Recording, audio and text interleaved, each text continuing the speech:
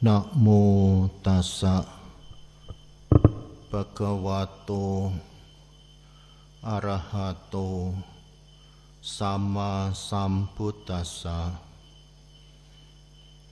Namo tassa bhagavato arahato sama sambuddhassa.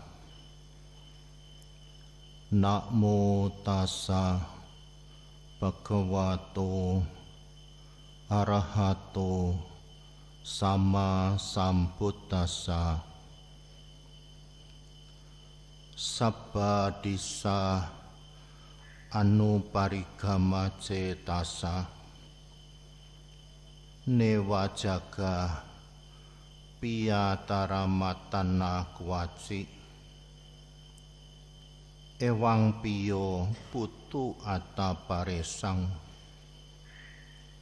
tasmana hingse paramataka-moti.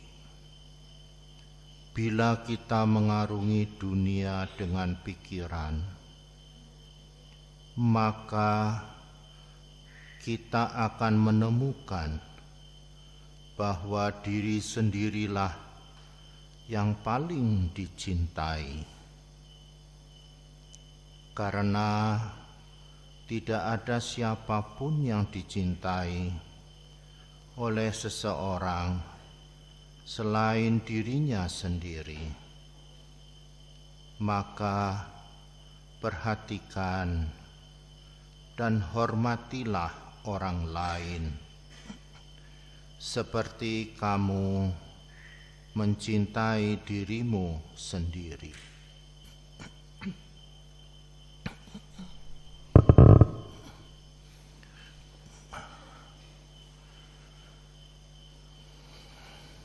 Bhikkhu Sangga yang saya muliakan, para atasilani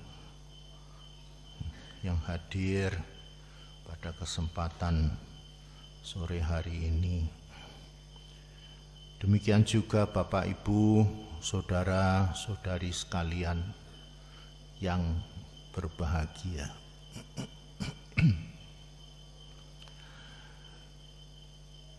Dimanapun peringatan Trisuci Waisak itu akan mengingatkan kita kepada 3 peristiwa suci, yaitu kelahiran dari Guru Agung Buddha Gotama, pencapaian penerangan sempurna, dan mangkat atau parinibbana Guru Agung kita Sang Buddha Gotama.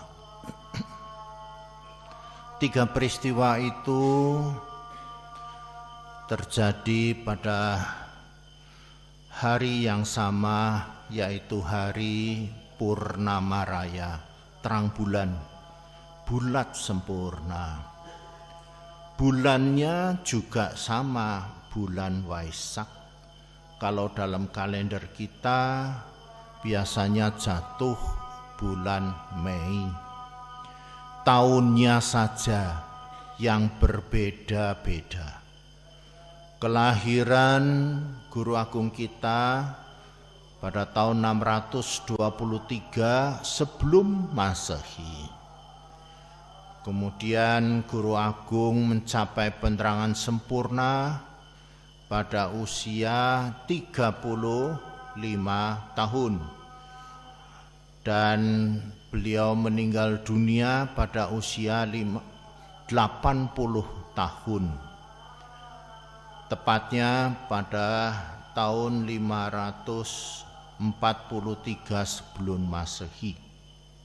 Kalau dihitung, sejak Guru Agung kita meninggal dunia sampai dengan tahun sekarang ini sudah 2568.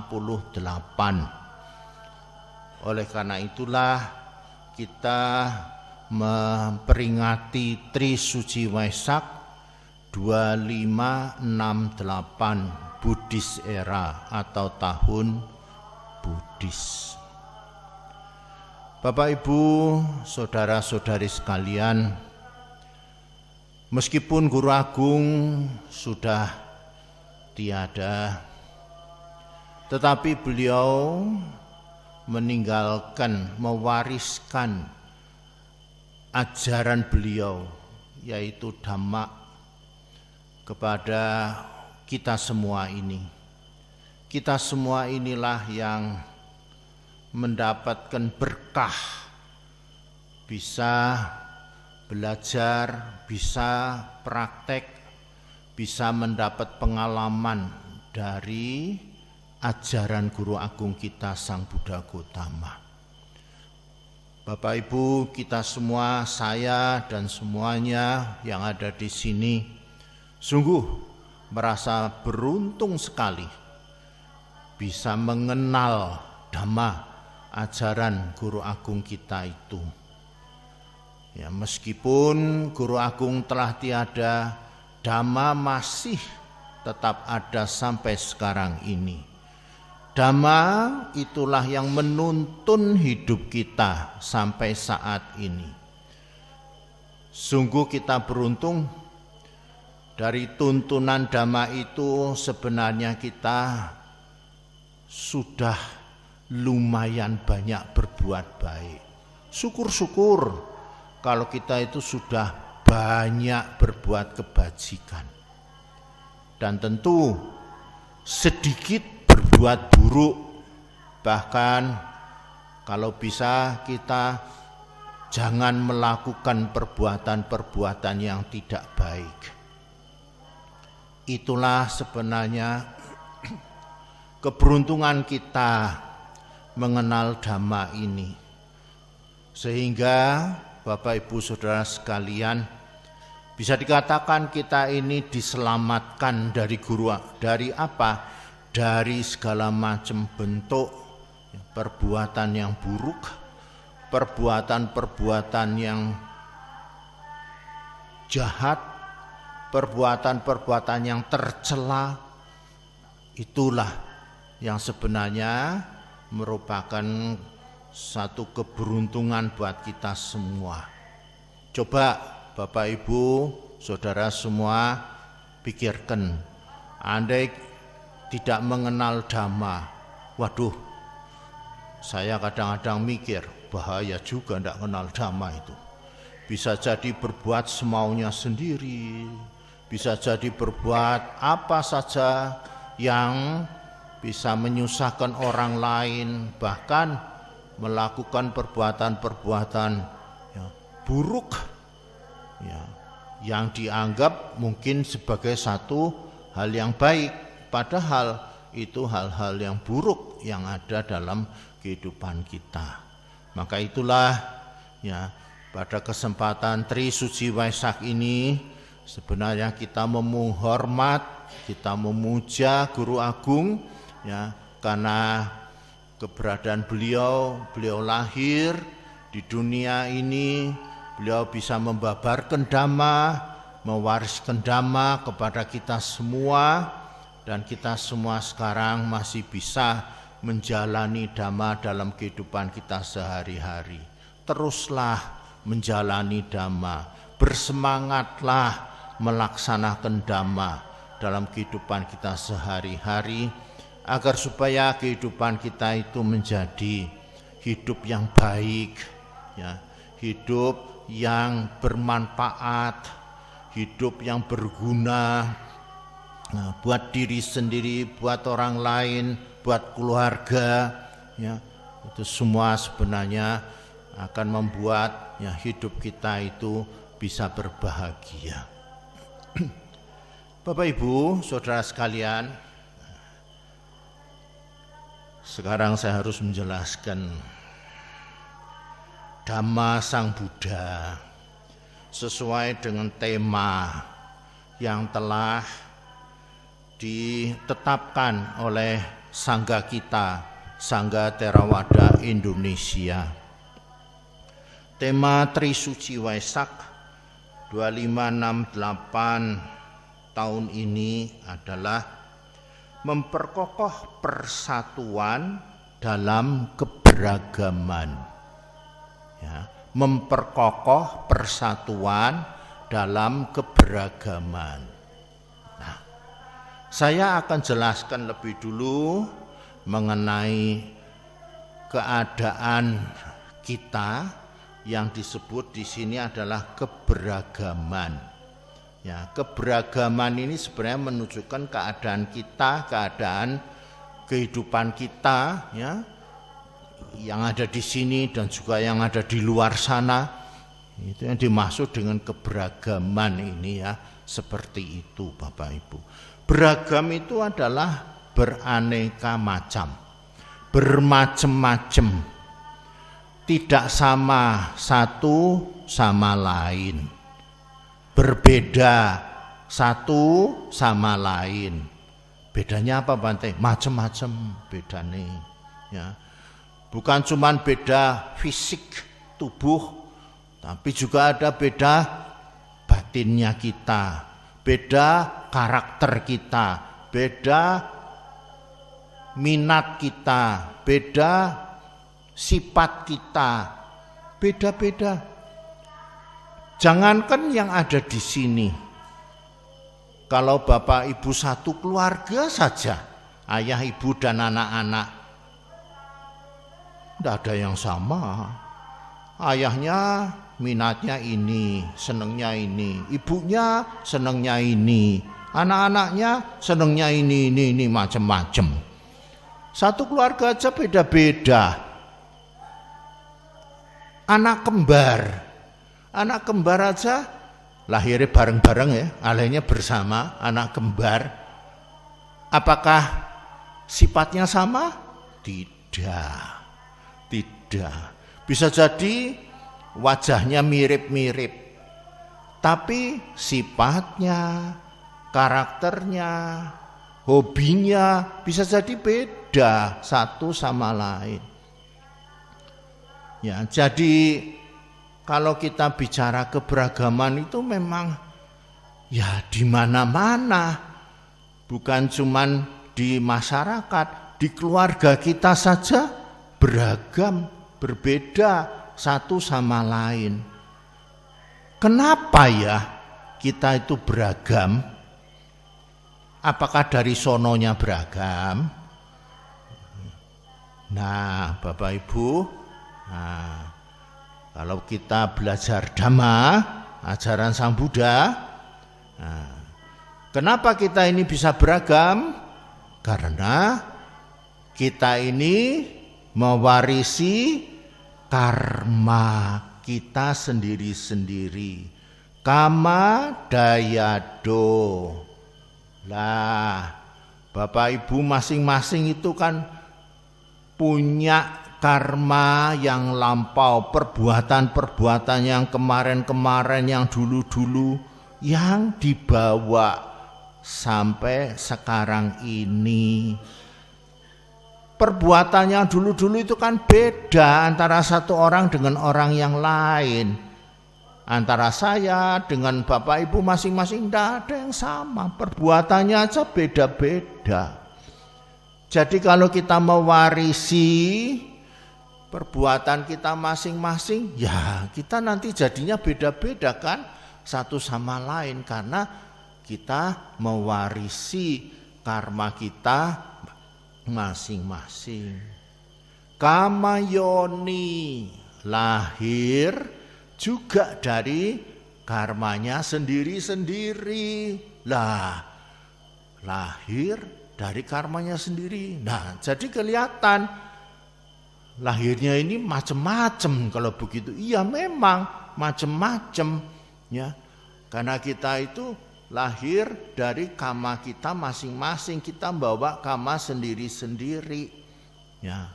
Ada yang lahir hidungnya mancung, ada yang lahir hidungnya tidak mancung, ada yang lahir sudah jenius, ada yang lahir jauh dari jenius, ada yang lahir tubuhnya itu normal, ada yang lahir tubuhnya kurang normal, macem-macem itu yang menyebabkan kita berbeda-beda. Nah, gennya kan lain-lain, ya, kromosomnya lain-lain. Nah, jadilah kita ini menjadi satu sama lain berbeda-beda. Ya. Kama bandu, keluarga kita juga beda-beda karena karma kita masing-masing tidak sama. Ya. Bapak Ibu Saudara sekalian punya orang tua itu. Kenapa enggak punya orang tua sono? Nah, ini karena ya memang lahirnya harus di keluarga situ. Ya. Kok enggak lahir di keluarga sono? Nah, ya itulah ya keluarganya yang masing-masing orang menjadi tidak sama satu sama lain. Ya. Lalu punya kakak, punya adik juga tidak sama satu sama lain. Nah, ini yang namanya kita lalu menjadi berbeda-beda, keluarganya sendiri-sendiri. Kama pati sarano, kita itu terlindungi dari karma kita masing-masing. Hidup kita sekarang ini sampai dengan sekarang ini bisa menjadi seperti sekarang ini juga karena buah karma kita sendiri-sendiri yang menyebabkan kita sekarang menjadi seperti ini, yang bahagia, yang tidak bahagia, yang sehat, yang tidak sehat, yang bisa hidupnya nyaman, ada yang hidupnya itu cemas, ya, melulu, banyak masalah. Nah, ini adalah karena karma kita yang sendiri-sendiri itulah, itu yang menjadikan kita berbeda-beda. Ya. Agama kita satu sama lain tidak sama. Ya, ada yang agama Buddha, ada yang bukan agama Buddha, itu semua menyebabkan kita berbeda satu sama lain. Karena apa? Karma juga. Ya, karma kita masing-masing menyebabkan kita ini mempunyai keyakinan tidak sama satu sama lain. Nah, Bapak Ibu Saudara sekalian, tadi saya sudah jelaskan berbeda-beda ya kehidupan kita ini satu sama lain. Tapi apa yo berbeda semuanya toh Bante? Apa yo tidak ada samanya toh? Segalanya berbeda total. Apa ada samanya kita satu sama lain ini? Nah, Bapak Ibu Saudara sekalian, coba ya kita mikir bareng-bareng, samanya apa toh? Saya dengan Bapak Ibu, saya dengan para Bante, para Atasilani, ya, dan Bapak Ibu Saudara sekalian, itu samanya apa toh? Samanya kita ini adalah sama-sama manusia. Apa yang ada yang bukan manusia di sini ya? Samanya kan sama-sama manusia kan. Nah, meskipun beda-beda, tapi kita itu ya sama-sama menungso. Apa meneh menungso urip, dudu menungso mati. Jadi kita sama-sama manusia. Beda-beda memang, tapi kita itu adalah sesama manusia. Punya badan, punya batin, ada nama, ada rupa.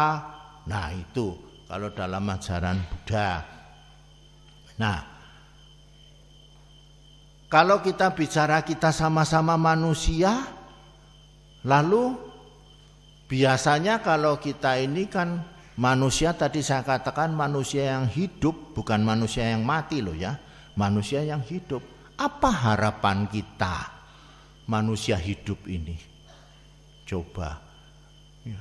Apa toh yang kita harapkan dalam kehidupan ini dari kita-kita ini sesama manusia? Yang pasti Bapak Ibu Saudara sekalian, yang kita harapkan itu adalah kita bisa hidup berbahagia. Tidak ada toh orang yang mau hidupnya susah toh. Kita semua mau kepingin bebas dari penderitaan. Makanya Sang Buddha itu meninggalkan istana, meninggalkan tempat tinggalnya yang nyaman, meninggalkan semua yang membahagiakan. Untuk apa toh? Kan untuk mencari obat dari penderitaan. Karena apa? Karena semua orang kepingin hidup bebas dari penderitaan, kepingin hidup bahagia. Jadi meskipun kita ini berbeda-beda, kita mempunyai sama-sama keinginannya, sama-sama cita-citanya, sama-sama maunya. Apa itu? Kita ingin hidup bebas dari penderitaan alias kebahagiaan.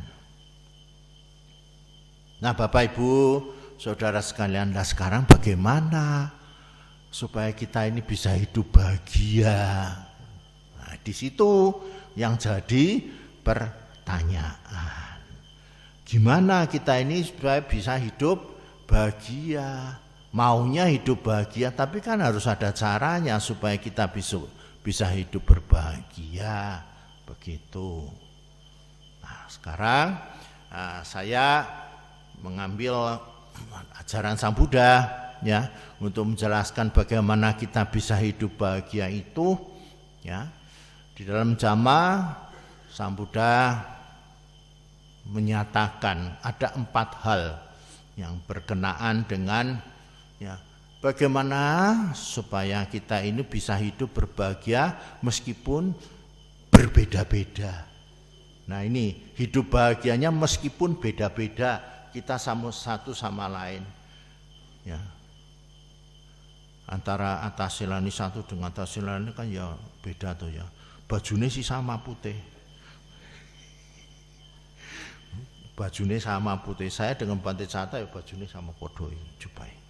Tapi ya beda gitu. Tapi bagaimana supaya kita itu hidup bahagia meskipun kita berbeda-beda. Nah Bapak Ibu Saudara sekalian, apakah ya hanya dengan pakai sama-sama putih-putih kabeh begini terus hidupnya bahagia? Enggak. Ini kan yang di luar. Uniformnya aja itu kan seragamnya ketok yang di luar bahagia. Ya. Nggak bisa diseragamkan semua putih-putih kabeh otomatis bahagia. Ora iso. Nggak bisa. Nah, lalu di sini Sang Buddha katakan ya, yang perlu kita itu menyadari supaya kita itu bisa hidup bahagia apa? Yang pertama adalah panya, kebijaksanaan. Panya itu apa? Tadi saya sudah menjelaskan sebenarnya yang mengawali. Panya itu ya karena kita mengerti bahwa kebahagiaan itu adalah bahwa perbedaan itu adalah kewajaran. Ya, perbedaan itu adalah wajar. Perbedaan itu merupakan hal yang umum. Jangan menjadi kaget kalau orang satu sama lain itu tidak sama. Ya. Jangan lalu, kamu tidak bisa sama seperti saya, terus gimana? Pokoknya aku jengkel. Lah itu marah, itu namanya tidak bisa terima perbedaan, tidak terima kewajaran. Maunya sendiri, karpe sendiri. Ya, biasanya memang seperti itu. Ya, kita itu tidak bisa menerima kewajaran perbedaan karena apa? Karena ego kita, aku kita, maunya orang lain seperti saya. Kalau tidak seperti saya, musuhan. Ya, jadi itu nanti malah tidak bahagia lah, musuhan. Nah, bagaimana supaya kita itu bahagia? Nah, ya udah kita terima kewajaran antara satu orang dengan orang yang lain. Nah, Ini menerima perbedaan sebagai satu kewajaran. Itu dulu ya, karena ada 4. Jangan lalu Bapak Ibu mikirnya, nek wis trimo ya ben aku disusahke ya ora apa-apa. Bukan, tunggu, ada 4. Ya, ada 4. Jadi yang satu menerima dulu. Ya. Karena kadang-kadang nanti pikirkan, lah kalau itu saya dijengkicek ya ora apa-apa Bante. Oh ya itu sebelum selesai ceritanya saya ini. Belum selesai. Baru yang karena pertama ini memang harus menerima ya kewajaran daripada perbedaan. Ini yang seringkali jadi soal juga, karena apa? Orang tidak bisa terima, ada orang lain tidak mau. Ya, suami istri yang jelas itu tidak bisa terima, karena kamu kok tidak seperti saya tidak seperti kamu. Wah, lu rame kayak gini. Rame ini. Anak-anak harus ikut seperti maunya orang tua. Orang tua juga dipaksa mengikuti maunya anak-anak. Nah, rame lagi. Nah, ini memang harus terima kewajaran ya, suaminya terima istrinya memang beda. Istrinya sukanya manis, suaminya sukanya asin, makanannya misalnya ya terima kewajaran dulu. Jangan kamu harus manis semua makannya, pokoknya manis semua. Mungkin sekali 2 kali mau makan manis, tapi besok-besoknya ya mau. Nah, jadilah tidak bahagia. Padahal yang dimau adalah kebahagiaan. Katanya kita bagaimana supaya hidup bersama dengan kebahagiaan itu. Makanya butuh yang namanya kewajaran itu dulu, menerima perbedaan itu terlebih dulu. Ya, satu. Nah, Bapak Ibu, saudara-saudara sekalian. Yang kedua, yang Sang Buddha ajarkan adalah caga. Nah, caga di sini pengorbanan. Caga yang dimaksud itu bukan pengorbanan sepihak. Pengorbanan dari berbagai pihak. Jadi jangan saya terus yang berkorban, ya, orang lain malah tidak mau berkorban. Nah ya tidak bisa. Ya, harus bareng-bareng mau berkorban. Itu namanya caga. Ini juga tidak mudah, karena biasanya orang itu mementingkan egonya, akunya, sehingga tidak mau berkorban. Korban waktu, korban tenaga, yang gampang-gampang begitu saja. Korban misalnya saja ya, korban perhatian atau tidak diperhatikan, atau korban misalnya ya kita itu tidak dianggap gitu. Nah itu begitu itu ya namanya orang hidup itulah ya wis wajar. Tapi kalau orang tidak bisa terima seperti itu, nah biasanya jadi soal, jadi masalah. Tidak diperhatikan saja jadi soal.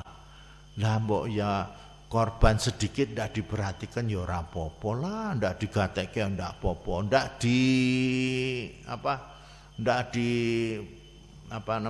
dipanggil ya enggak apa-apa lah ya, enggak soal. Tapi kadang-kadang orang tidak mau berkorban seperti itu. Nah, ini yang menjadikan orang itu menjadi sulit untuk hidup bersama di tengah perbedaan. Karena perbedaan ini memang membutuhkan yang namanya pengorbanan satu sama lain. Ya. Nah, itu kalau bahasa yang banyak dilakukan di tengah masyarakat itu toleransi sebenarnya. Hanya saja ya kita memang butuh toleransi, cuman jangan kebablasan le toleransi ya. Anggar toleransi ini kebablasan itu nanti ada yang menderita, yang lain ditekan gitu, yang lain harus ngikuti maunya saya. Nah itu namanya kebablasan.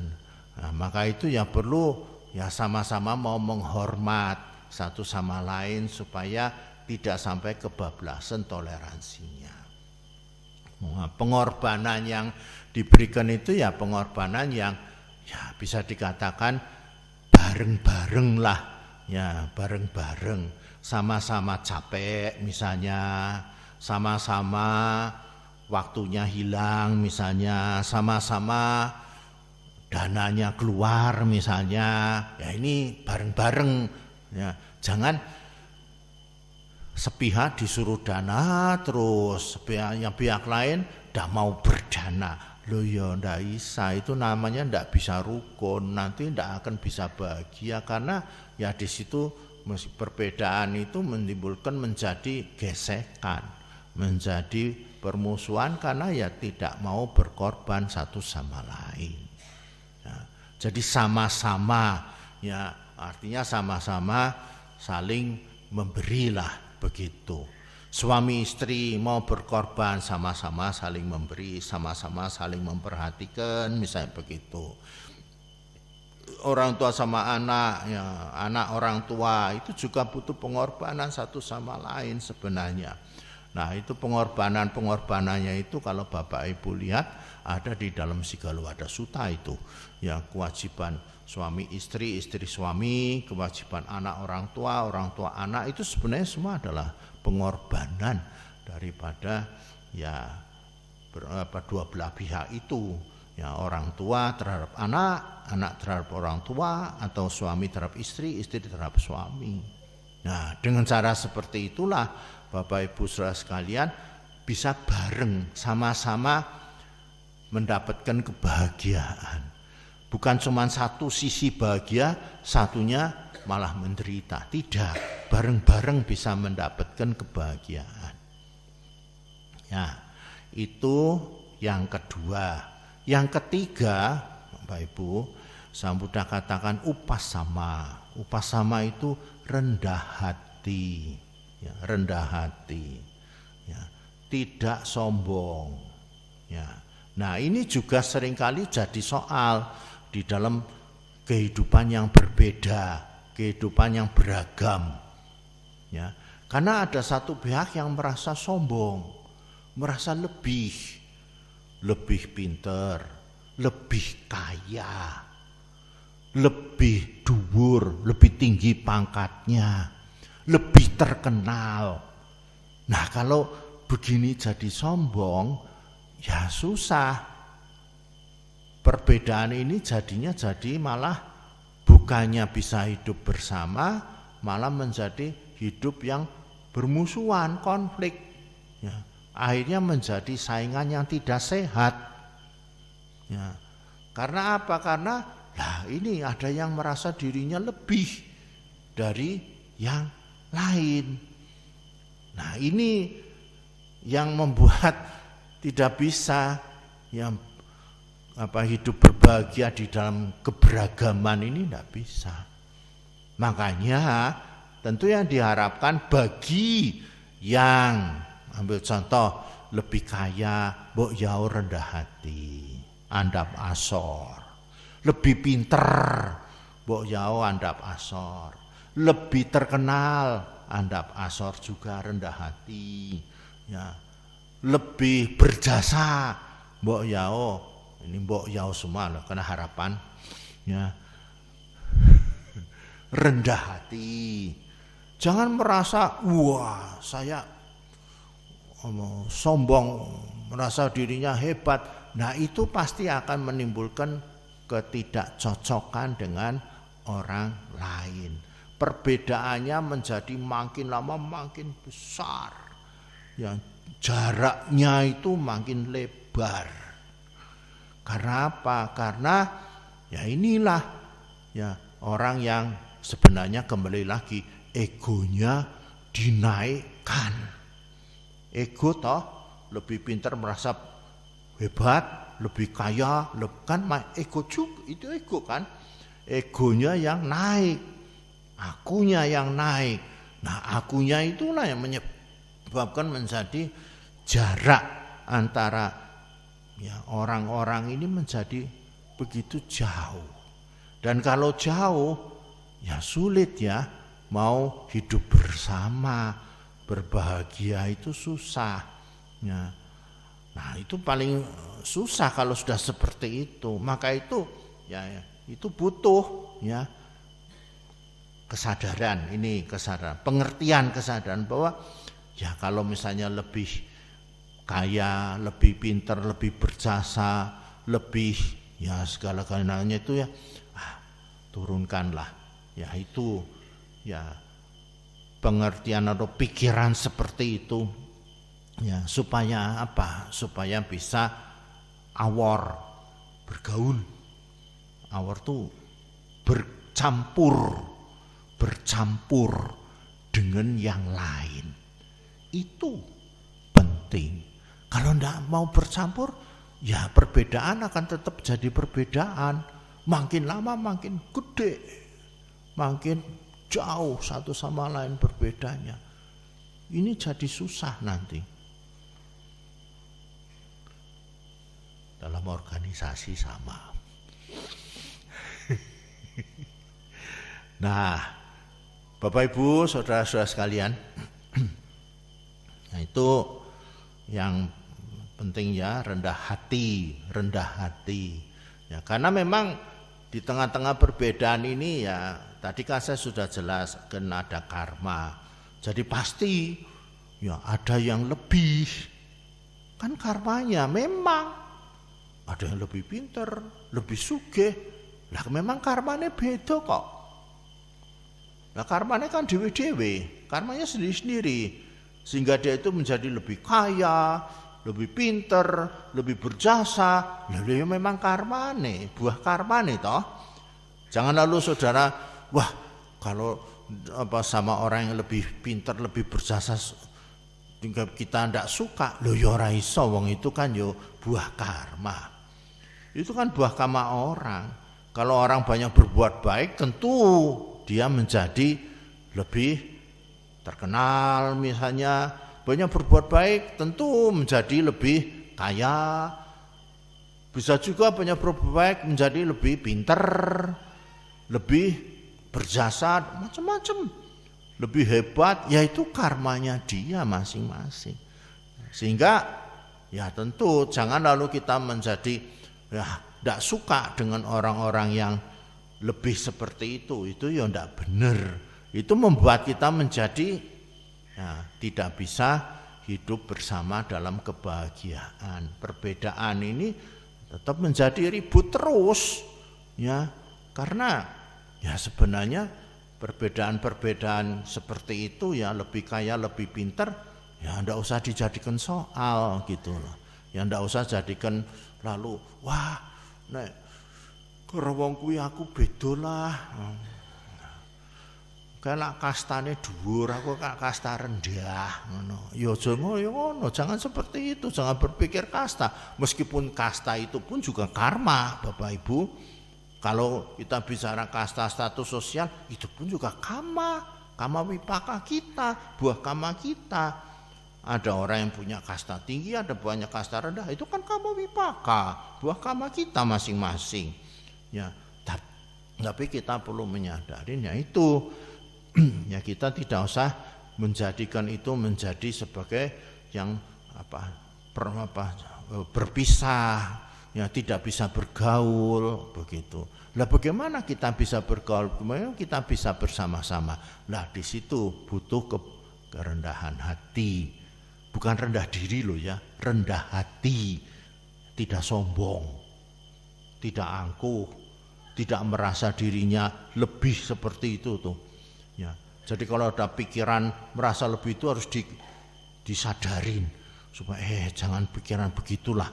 Ya, jangan merasa pikiran lebih pintar, lebih segala macam, jangan, disadarin supaya pikiran itu menjadi menurun dan hilang. Sehingga apa? Ya kita bergaul, ya kita berbicara, kita ya bersahabat dengan orang-orang yang berbeda-beda ini, yang bermacam-macam ini. Nah Bapak Ibu, saudara-saudara sekalian, yang terakhir adalah yang keempat yang disebut satsa. Satsa itu adalah kesungguhan, ya, kesungguhan termasuk di situ ketulusan, ya, termasuk di situ adalah ya dikerjakan, dilakukan dengan sebenar-benarnya, sebaik-baiknya. Ya, maksudnya apa? Maksudnya adalah ya di tengah-tengah kita ini berbeda, kita ini tidak sama satu sama lain, marilah kita itu bersama-sama mengerjakan satu hal yang bermanfaat, yang bersama-sama kita bisa dapatkan manfaatnya. Supaya apa? Supaya perbedaan-perbedaan itu menjadi tidak kentara, tidak kelihatan, tidak mencolok, ya. Tapi akhirnya kita itu bisa menjadi ya bersahabat satu sama lain. Ya, meskipun seragamnya, pakaiannya beda-beda, tapi kalau kita mengerjakan satu pekerjaan bareng-bareng dengan sungguh-sungguh, dengan baik, ya, dengan supaya kita bisa sama-sama maju, sama-sama kita bisa mendapatkan harapan kita, apa yang kita inginkan bisa tercapai. Perbedaan jadi tidak kelihatan. Perbedaan tidak lagi menjadi satu hal yang penting lagi. Kita menjadi hidup bersama, ya.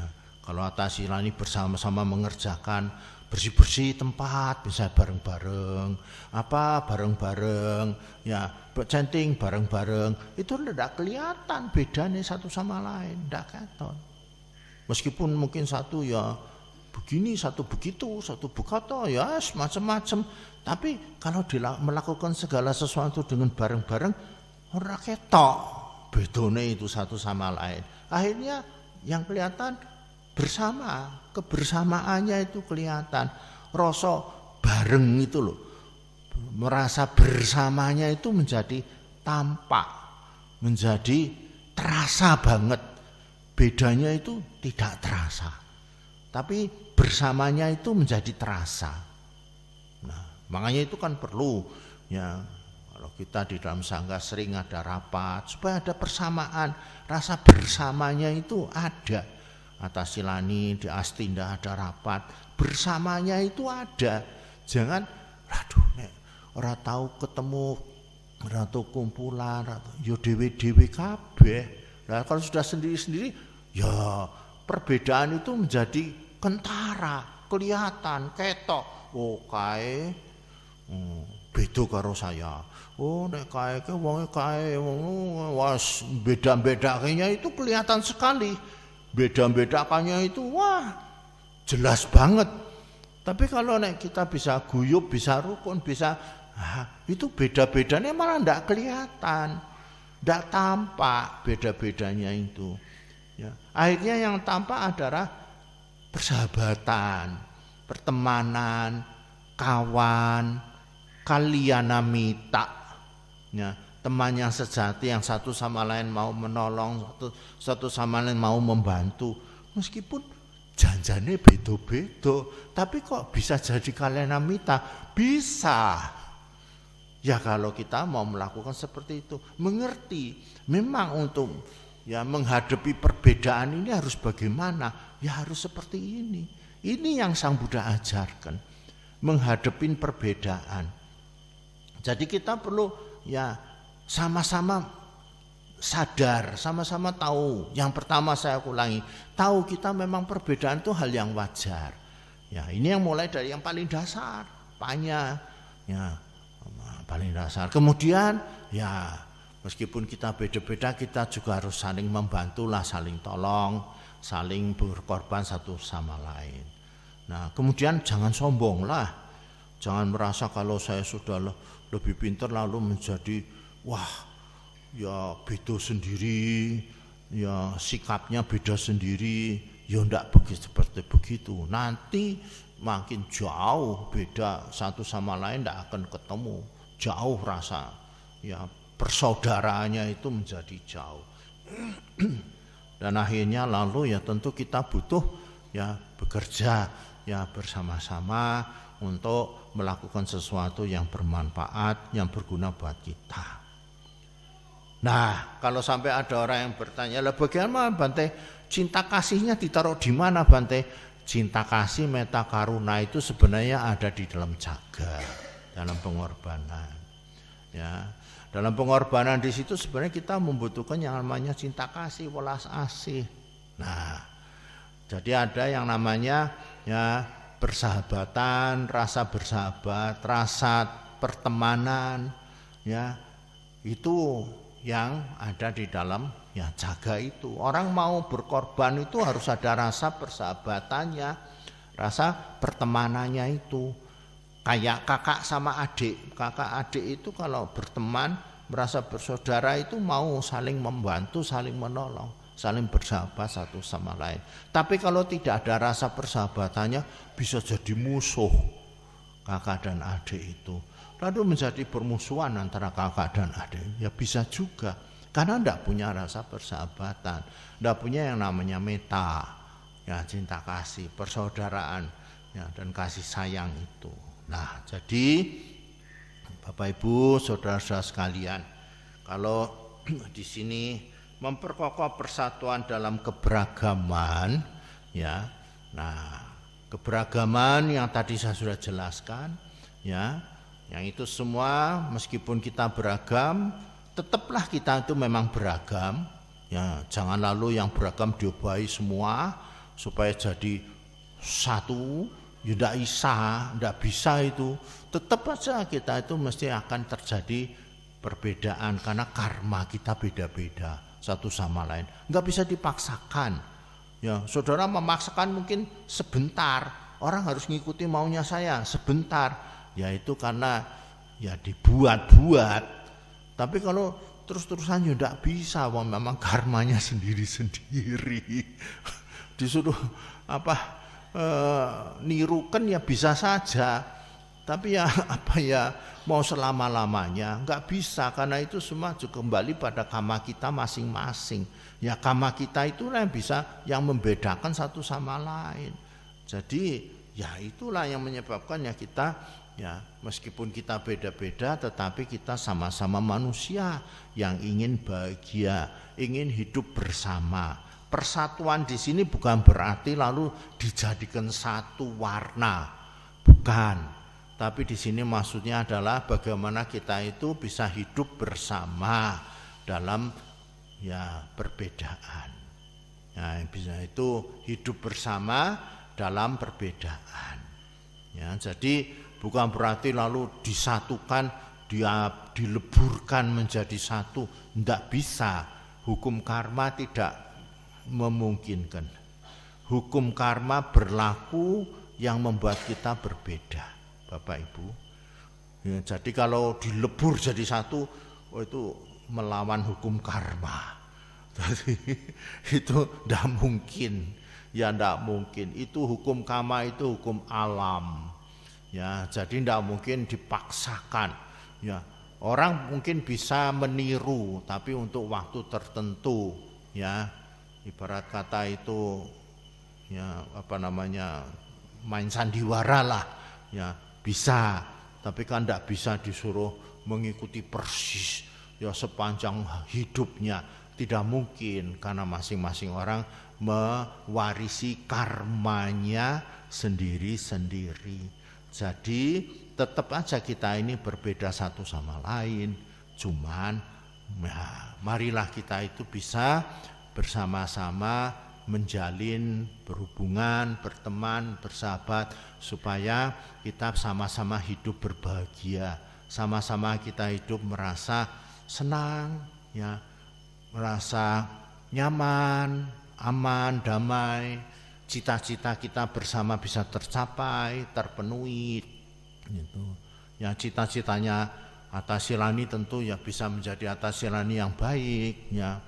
Bisa mulai dari baik, pertengahannya baik, akhirnya juga baik. Ya, itu cita-cita itu bisa dipenuhi semua. Tentu itulah yang membuatnya bagaimana kita itu ya butuh ya pengertian-pengertian ini yang tadi saya katakan. Butuh kebijaksanaan, butuh pengorbanan, butuh rendah hati, jangan sombong, dan butuh ketulusan, kesungguhan hati untuk bersama-sama. Mari kita bareng-bareng, ya satu grup ini bareng-bareng, ayo. Jangan ada yang ketinggalan, ayo bareng-bareng sama. Ya, mari kita bareng-bareng, ya bersama-sama. Ya, membuat kita itu mendapatkan kemajuan, Ya, kalau canting ya bareng-bareng supaya suaranya bagus. Ayo bareng-bareng, jangan ya ada yang diem saja. Ya ndak begitu, bareng-bareng bersuara. Nah, jangan nanti kalau canting meditasi. Nah, susah. Kadang-kadang saya mikir iki kepiye karepe iki. Ora dong saya itu. Hati guyu cing-cing kae. Karena saya pernah sosok binas atas silani juga, jadi karena lagi kok cantik kok meditasi toh, ono dewe toh jamnya meditasi, jam meditasi, jam canting, semuanya canting, semuanya bersuara kompak. Nah, itu namanya saja mengerjakan bersama-sama. Ya, apa yang harus dikerjakan, kerjakan bersama-sama supaya hasilnya bisa dinikmati bersama-sama. Itu kompak begitu. Ya, kalau meditasi semua, diem semua, tidak ada ya lalu meditasi sambil chanting, piye meneh, aneh meneh. Nah, jadi meditasi semua, chanting semua, ya supaya ada. Nah, itulah apa yang kita dapatkan itu ada hasilnya. Bapak Ibu sebagai umat semua juga ya. Kalau mengerjakan di wihara ini bersama-sama supaya ada hasilnya, supaya kita nikmati bersama-sama. Ya, jangan aduh, ono sing kesel ya ben kesel, sing leha-leha ya leha-leha. Waduh lah kepiye. Nah, itu ndak mau saja. Perbedaan lalu menjadi bukannya menjadi bersatu bersama-sama, tapi menjadi beda-bedanya ketara banget, menjadi ketara sekali. Ini seringkali orang kembali lagi sebenarnya ini kuncinya apa? Ego. Nah, itu supaya penutup saya khotbah, ego. Kalau orangnya pakai ego tuh memang nggak bisa. Keberagaman itu menimbulkan yang namanya kebersamaan, nggak bisa.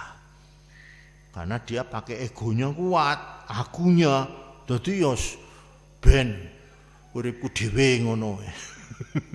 Ya susah. Bagaimana dia itu bisa bersama-sama dengan orang lain karena egonya itu digedeke, dibesarkan. Ya, nah ini kita harus berhadapan dengan ego sebenarnya. Ya itu tadi yang saya khotbahkan itu nanti semua berhadapan dengan apa Pak? Ego, aku. Ya, kalau akunya gede, susah untuk berkorban, susah untuk rendah hati, susah untuk kerja bareng. Tidak mau. Nah egonya ini kegedean, besaran. Dikecilkan egonya itu, supaya ada kebersamaan. Ya, dan itulah membuat kita menjadi ya bersama-sama dalam keberagaman. Saya kira itu yang ingin saya sampaikan ya. Selamat Hari Trisuci Waisak 2568. Semoga kita semua berbahagia di dalam keberagaman. Sekian, terima kasih.